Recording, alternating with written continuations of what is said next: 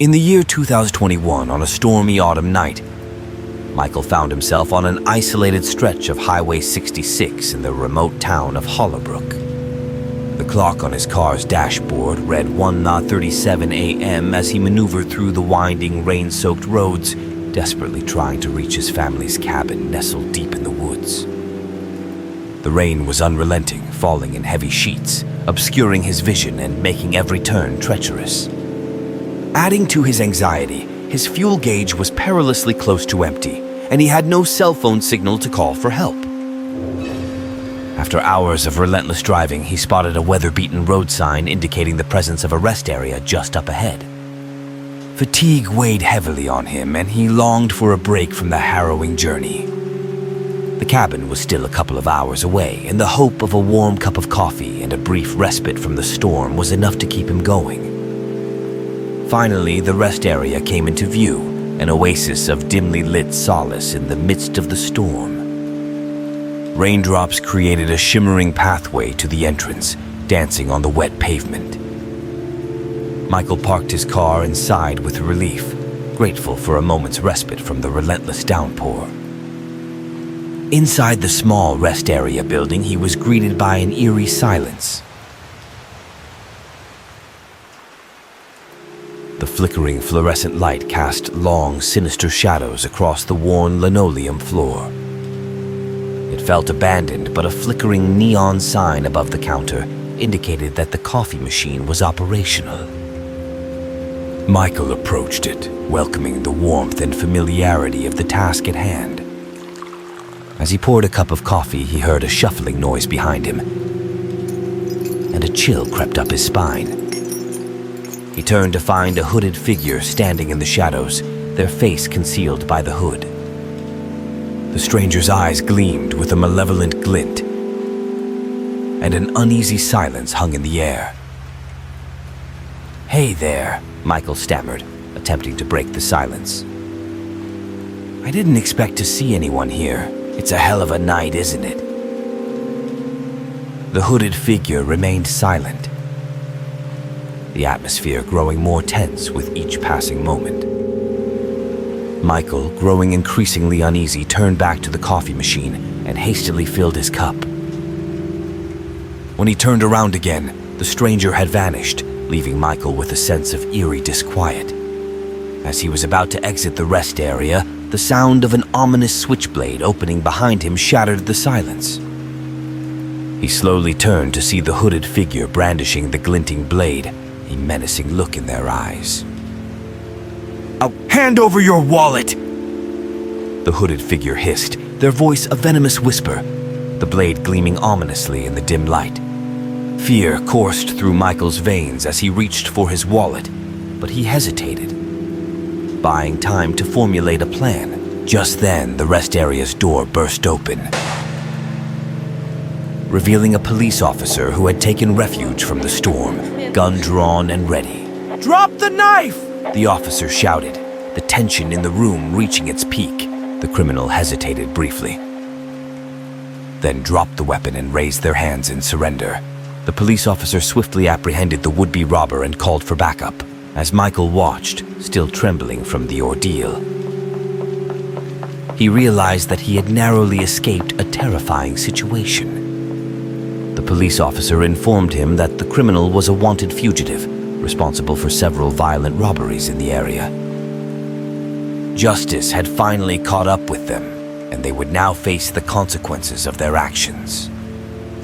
Relieved and grateful for the timely arrival of the police officer, Michael resumed his journey to the cabin, forever haunted by the memory of that suspenseful, scary night at the rest area. The rain had not relented, but the fear that had gripped him began to wane as he continued through the storm. When he finally reached the cabin, a haven of warmth and light welcomed him. The scent of the wood-burning stove filled the air, and he felt a deep sense of relief. He had made it, and he was safe. In the following days, he relished the tranquility of the cabin, taking long walks in the woods and listening to the rain pattering on the roof. He couldn't help but reflect on that fateful night at the rest area, and the stark realization of how close he had come to danger. One evening, as he sat by the fire, there was a breaking news report on the television. The criminal who had confronted him at the rest area was on trial, facing multiple charges for his violent crimes. Michael watched as the verdict was delivered and justice was served. It was a satisfying feeling, knowing that the dangerous criminal was off the streets and would no longer pose a threat to others. Michael knew that he had played a small but crucial part in making that happen by reporting the incident to the police. It was a lesson he would carry with him, a reminder of the importance of speaking up and taking action in the face of danger. As he watched the news report, the rain continued to fall outside, but he felt a sense of closure and peace. The memory of that suspenseful and scary night at the rest area would stay with him, but so would the knowledge that he had played a part in bringing a criminal to justice. In the small rural town of Pineville, nestled deep within the heart of Idaho, life had a quiet and unhurried pace. It was the kind of place where everyone knew everyone else, and unusual incidents were rare. I was 18 years old back in 2017, and I had just graduated from Pineville High School. With no grand plans for the future, I decided to stick around and work at my family's small general store. One sweltering summer day, a series of events unfolded that I'd remember for a lifetime. I had been working the afternoon shift, stocking shelves and ringing up the occasional customer when a familiar face entered the store. It was my childhood friend Sarah, who had moved to the bustling city of Boise a few years ago to attend college. Sarah was back in Pineville for a short visit, and we decided to catch up over lunch at the local diner. We spent hours reminiscing about old times and sharing stories of our recent adventures. As the afternoon turned into evening, Sarah suggested that we take a drive to one of our favorite childhood spots, a secluded lake in the nearby woods. With the sun beginning to set, we set off in my modest yet reliable 2000 Ford Ranger pickup truck. The dirt road leading to the lake was bumpy, surrounded by tall trees, their branches forming a dense canopy overhead. As we reminisced about our youth, we failed to notice that the truck's gas gauge was teetering on empty. The truck suddenly sputtered and the engine died. Panicked, but not entirely surprised by my negligence, I tried to restart the engine, but it refused to cooperate. My heart sank as I realized our predicament. We were stranded in the middle of nowhere with no cell phone signal to call for help. We could either walk back to town, which was miles away, or hope for a good Samaritan to come our way. We decided to wait for a while, hoping for a kind soul to pass by. The minutes felt like hours as we watched the twilight fade into darkness. It seemed as though everyone in Pineville had gone to bed early that evening. No one was coming to our rescue, and the eerie silence of the forest weighed heavily on us.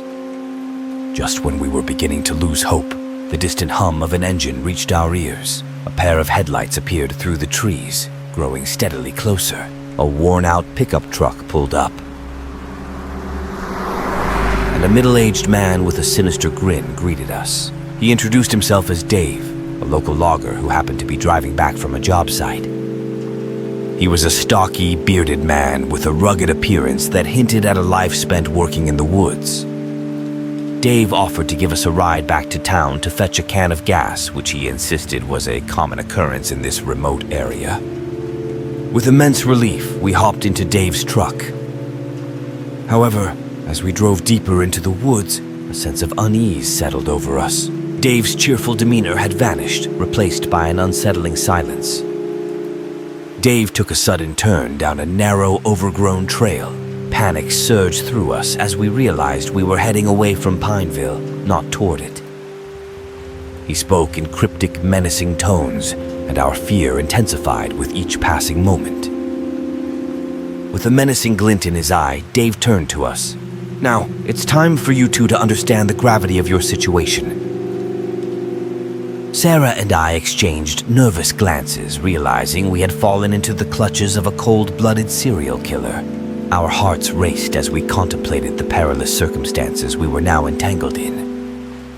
Dave's eyes bore into us as he detailed his gruesome plans. He spoke of his past victims, his methodical approach to their capture, and the macabre trophies he collected from each encounter. Fear pulsed through our veins as we realized the horrifying fate that awaited us if we didn't act swiftly. With our hearts pounding and our minds racing, we seized a fleeting moment of distraction. As Dave rambled on, Sarah, who was seated in the back of the truck, subtly reached for a heavy toolbox, her fingers wrapped around a wrench, a makeshift weapon that could potentially be our lifeline.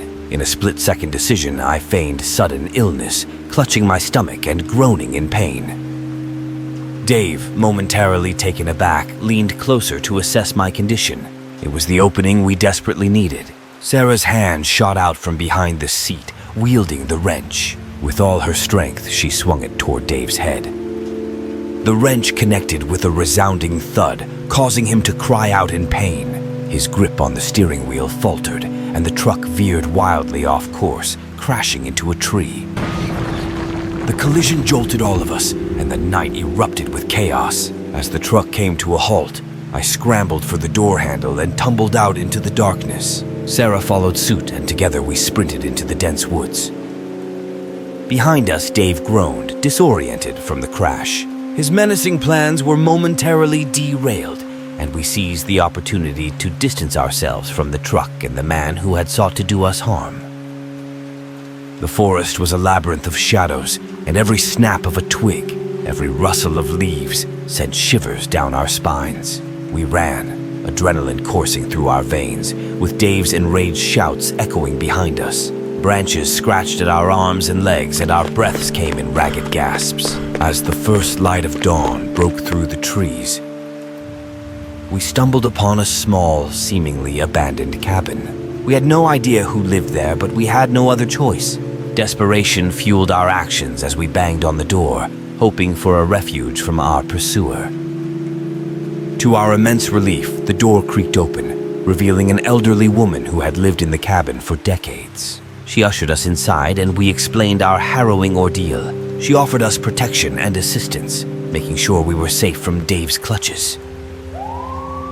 Meanwhile, the sound of sirens grew closer, and law enforcement descended upon the forest, guided by our frantic call for help. Dave was apprehended, his reign of terror coming to a bitter end. Our escape from the clutches of a serial killer was a nightmarish ordeal, but our resourcefulness, determination, and the unexpected help of a kind stranger had saved us from an unimaginable fate. The forest, once a symbol of tranquility, became the backdrop for our terrifying escape and ultimate survival. We hope you enjoyed those spine-tingling tales as much as we did. If you're still feeling a little spooked, don't worry, you're not alone. But before we say goodbye, we have a few things to ask of you. Don't forget to hit that thumbs up button if you found these stories as chilling as we did. It really helps our channel. Subscribe and turn on notifications if you haven't already. There are plenty more eerie adventures waiting for you right here, so you don't want to miss out. Share this video with your friends and fellow thrill seekers. After all, spooky stories are best enjoyed with company, right? That's a wrap for today, but stay tuned for more bone-chilling content in the future. Until next time, remember to keep your flashlight handy, your wits about you, and always be ready for the unexpected. Thanks for joining us on this haunting journey. Take care, and may your nights be eerily entertaining. See you in the next video.